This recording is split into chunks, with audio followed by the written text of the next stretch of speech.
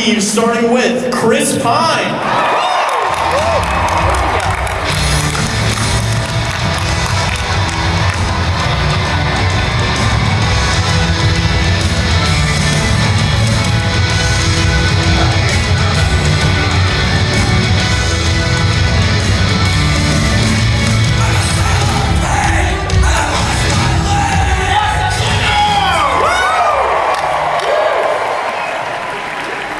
Next up, Michelle Rodriguez.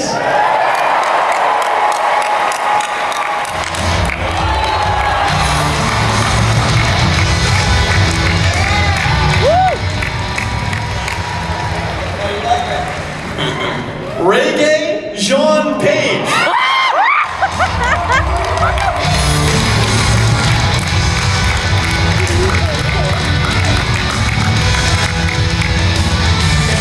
Jacket. He's wearing a fantastic jacket. Sophia Lillis. Yeah!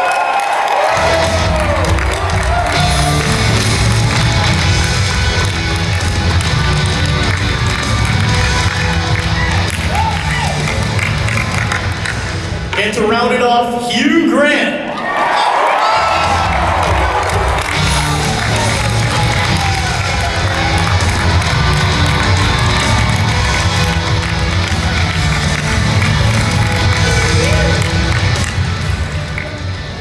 How are you guys feeling? Excited to be here? Awesome, well let's get into it. I'm gonna start with you, Chris. Tell us a little bit about what drew you to the film and who you play. So I wasn't a big D&D'er, but my nephew's, who's now 13 years old, is a huge player. Was writing his own campaigns, was playing every week. And in fact, when I talked to Jonathan about doing this, they said, let me just send you over like a little gift package of, all things D&D. And I told my nephew about it, and I said, why don't you come on over and we'll open it up together. And to see his eyes when this little treasure chest opened, go from big to bigger, I knew something was up. And then we decided to get my whole family to play, to do a round of it with his Dungeon Masters, and it was an amazing thing to see all of my family light up in that particular way, and I hadn't seen that happen in my family in years. And from my father who didn't really want to play, and my sister who thought it was kind of a pain, to how it just slowly snowballed and everybody got super stoked on it, really excited, and then 3 hours in you've completely forgotten that that you didn't want to 10 minutes before or whatever. And so yeah, it was a surprise to me that I hadn't really found it until 42 or whatever. And I had this, I know, tell me about it. I had this idea, it's like if there's one game, like in high school, I thought to myself, like, that should be played in every single high school or school across the nation. It should be D&D. Because don't you think it's like, you can get the bully and the jock, and of course I only speak in John Hughes terms, all in a room, and I guarantee you, in 20 minutes, no one will remember what kind of class they came from, or who their best friends are, and who the dork is, and all that stuff. They just want to play and have a laugh, and that, I saw that so distinctly and so clearly, it became, I just thought it was such a great world and an energy that I wanted to put out in the world, is to spread the gospel of D&D.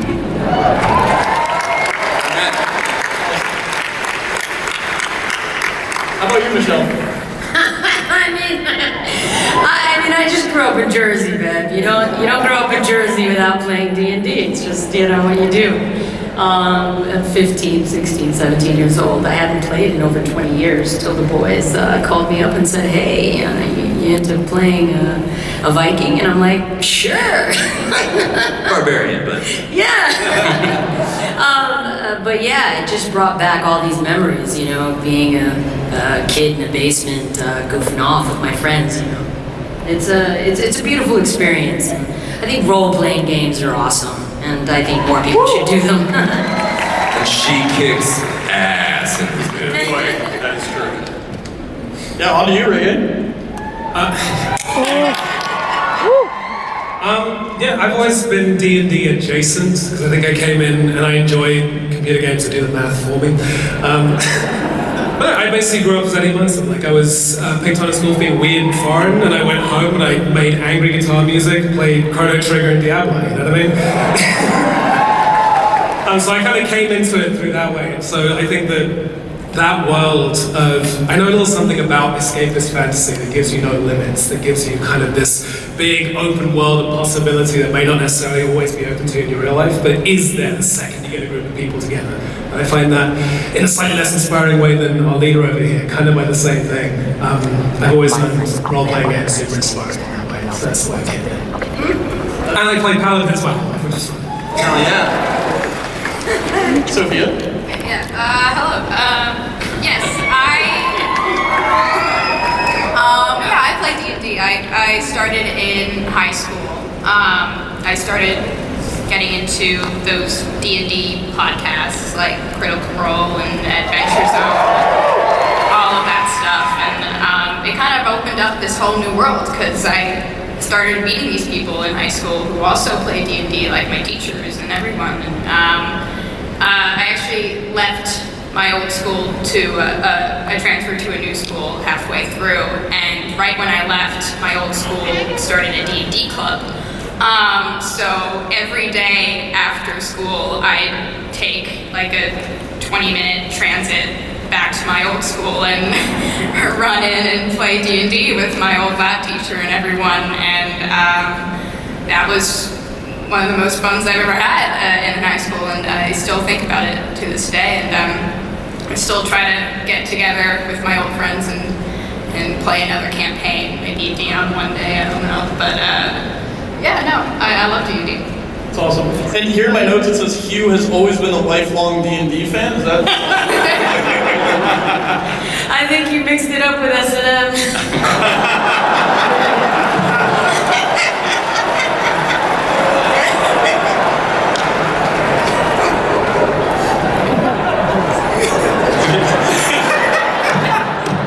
She's not wrong.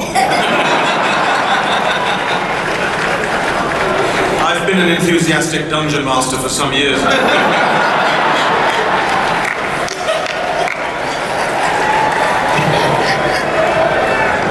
That's a British pastime.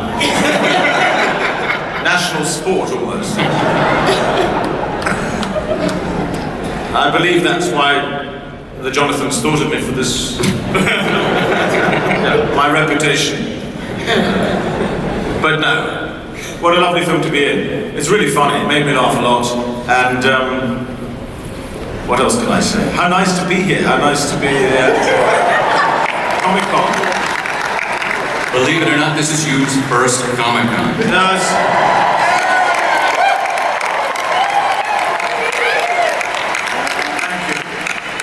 And next to we did try to come with Sense and Sensibility, but we were turned away. Yeah, I don't see any cosplayers for Sense and Sensibility out here. What the hell?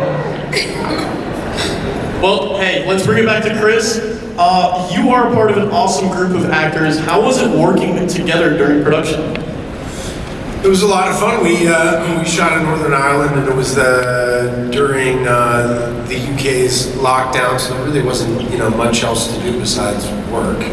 And so by virtue of that kind of containment, we were our own self-sufficient band of misfits.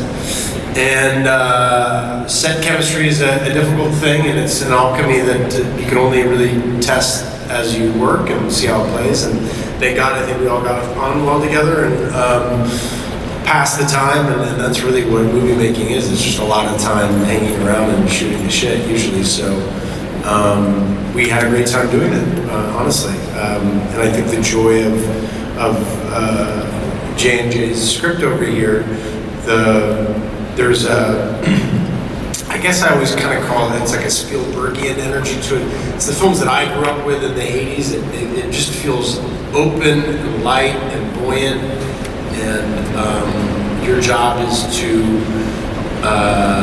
like good improv, just kind of keep it alive, keep the energy, the music of the scene alive. And I like that kind of filmmaking, and it makes for a nice energy on set, because you're not trying to fix all of the world's woes with, deep sadness or whatever. There's certainly pathos and deep and great emotion in this, but I would say the word I think of is kind of the buoyant, kinetic, fun, lively, popping energy to it, and that I think we all glommed onto and really rode with. Hell yeah. Spielberg. Take that. Fairness. That's so cool. I think the filmmakers might have a clip that they want to show. Did you bring the clip? I thought you did. We loved it in the app. As long as it doesn't start with That's actually it. All those technical difficulties out of the way. Yeah, just a caveat. This is a very unfinished film still. It's fresh off the Avid, which is an editing device. Oh, you know that. So, you might see some visual effects that are not still there yet. You are literally the first people to see all this. And I don't think it requires too much setup, but essentially our group of campaigners here are trying to find this helmet. And the only way they can do that is to raise some corpses and ask them some questions. So here's the clip. Of course.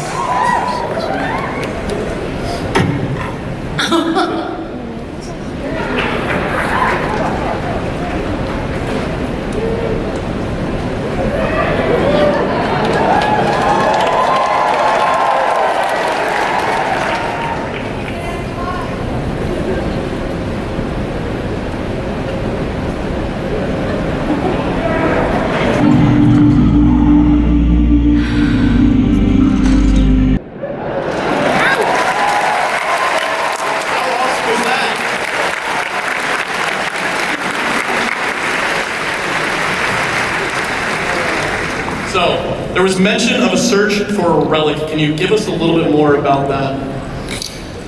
I don't know, can we? Well, they've got this. Jeremy, why don't you answer that? Is there a red dot on my forehead yet? Tell me when there's the red dot. I know I'm not supposed to say more. No, in the movie, there's a lot of questing in the movie, as you can imagine. And our team is on the search for something that they think will probably solve the issue that they're facing. Right? Am I right?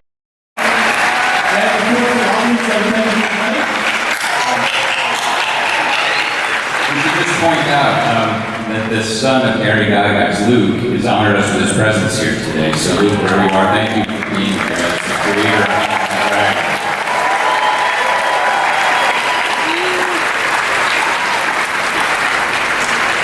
But before we go, there's one last treat for everyone. We chose you all here at Comic-Con to be the first people we share the trailer with. Looks like you don't get our reactions.